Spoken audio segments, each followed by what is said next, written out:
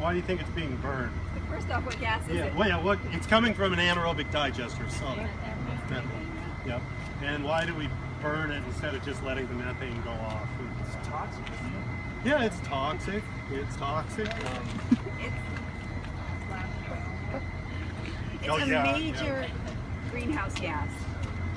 The CO2, you think about the CO2 as being the thing that gets in the atmosphere and raises the temperature, but methane is far worse. And so when you burn it, you end up converting it to CO2. So you're converting it from a really bad greenhouse gas to a less bad greenhouse gas. And So that's why it's going. every year for air quality, I have to fill in a report for my greenhouse gas emissions. Of course, that's the hugest one, and our boilers that burn the methane. But CO2 is like the unit measurement. It's like the meter or the kilogram or the gram.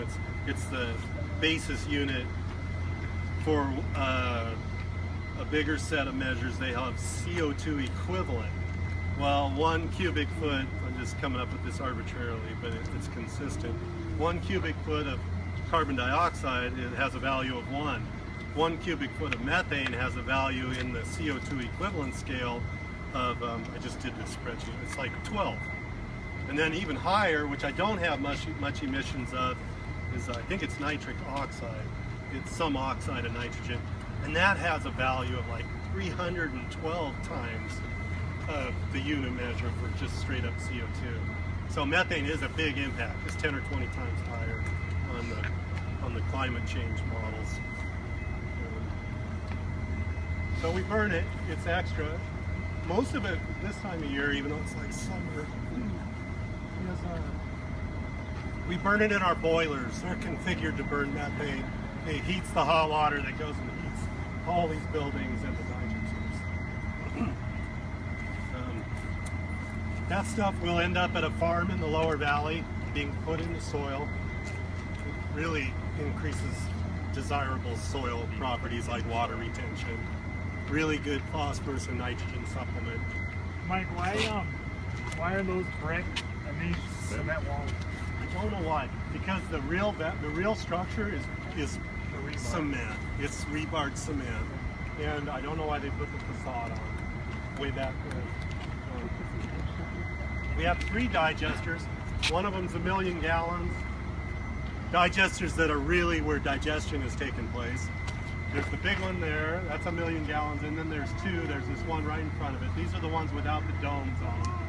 And then there's one behind it that's 300,000 gallons. So we have 1.6 million gallons of that sludge in here at any time. We have to have so much space so that it can spend an average of 15 days in there. And we feed them and they make the gas. There's not a lot of stuff. We monitor a lot of chemical parameters in there, pH, alkalinity, acidity, but we honestly never have to add anything. They are particularly sensitive to heavy metals and other toxins that customers could get into the collection system. It could get down here to the plant. I haven't seen an upset in like the 20 years I've been here, but they can get upset and start foaming, and undesirable organisms can start growing. Undesirable organisms can also almost take over your activated sludge population. Filamentous organisms in particular. They seem to thrive.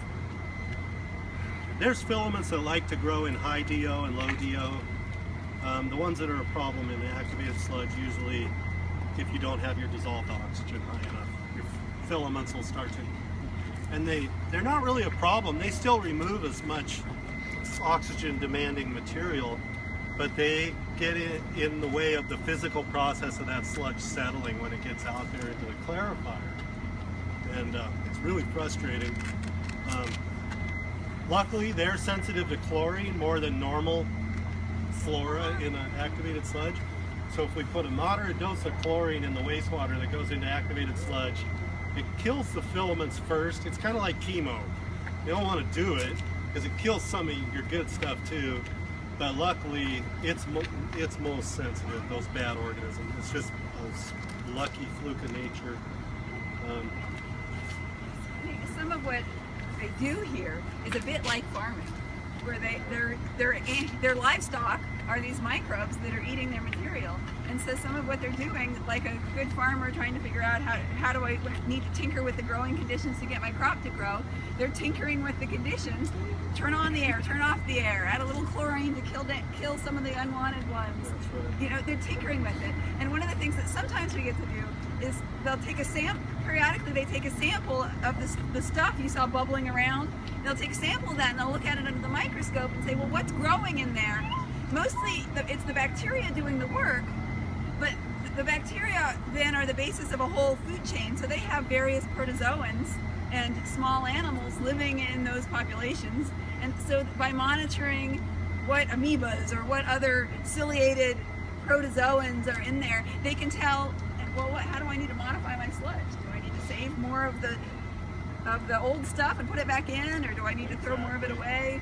So they're really farming those communities, those microbial communities, to get them to do the job that they want to do. Yeah. Just like we're growing them in the lab, they're growing them in much larger quantities under much less carefully controlled conditions, but with some of the same kinds of things in mind.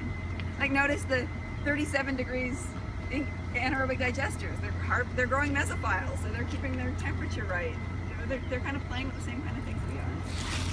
Yeah. Like microbiology Exactly. writ large, which is why I love to bring my microclasses here to see micro on a different scale. Question. No, that sounds Ms. good. Rotary, too. You know how we touch on the mutagens mutating? Do we worry about that with the high antibiotic? You know, flushing the Not drugs so down the far. toilet? We've discussed that down here, and there's a lot in the literature.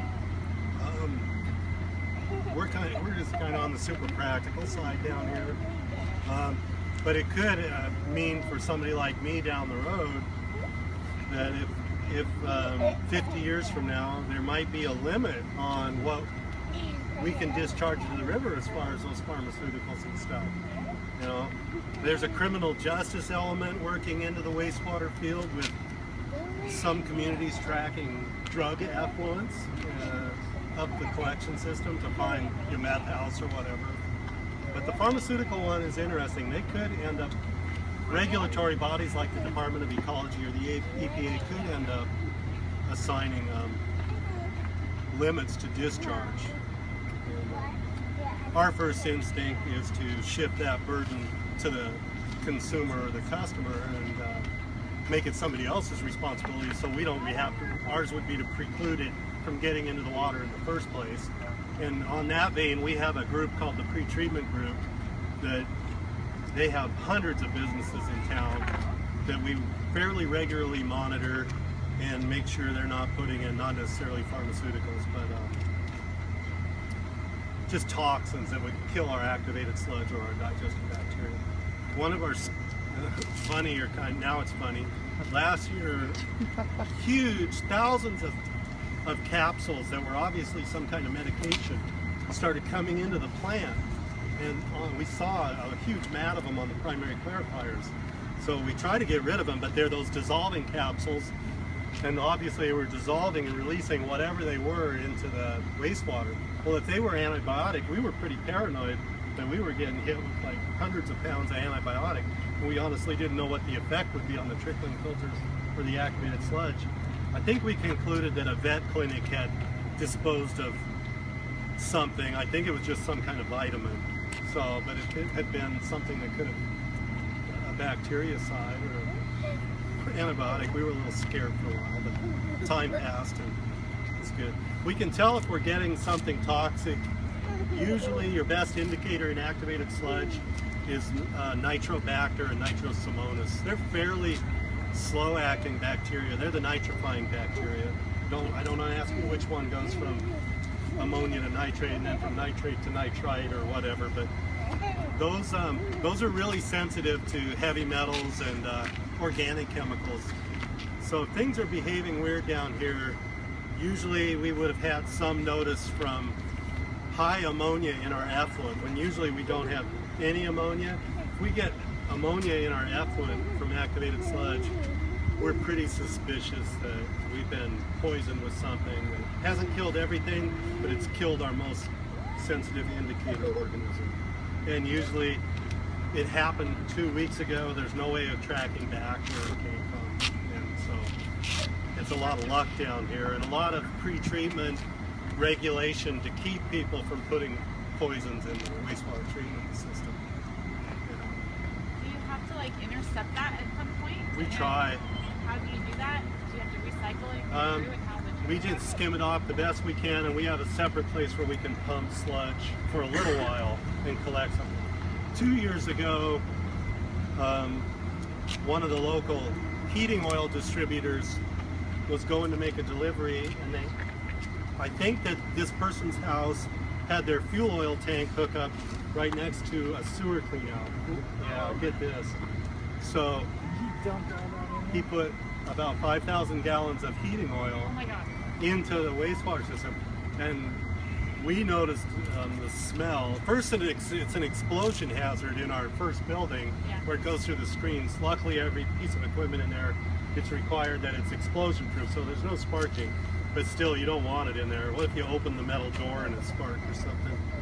We noticed it floating on the clarifier, and then we have a special sump we can divert that to.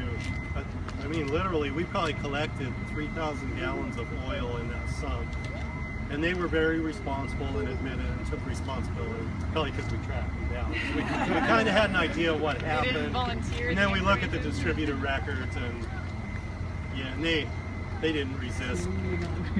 Poor guy, I think. I mean, that's a horrible mistake, but unless it was labeled, the poor guy got fired from the distributing company. But it's too bad all the way around. So yeah, not a lot exciting happens down here. But it's good. That's good though. Yeah, we do I'm have happy for provisions that. to catch that stuff. All good days. Yeah. How much time do we have left? Do we go through the lab? Or, I don't think we